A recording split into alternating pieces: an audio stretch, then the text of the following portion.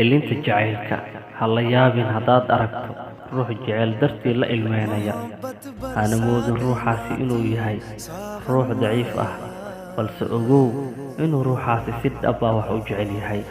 Haddii aad aragto ilinta ruuxaasi, ha ku fikirin inuu ruuxaasi waayay erayo uu ku cabbiro dareenkiisa ama uu ku soo dhacsado xaqiisa, balse ogow inuu qofkaasi uusan rabin inuu qasbo qofka uu dartiisa u ilmeynayo.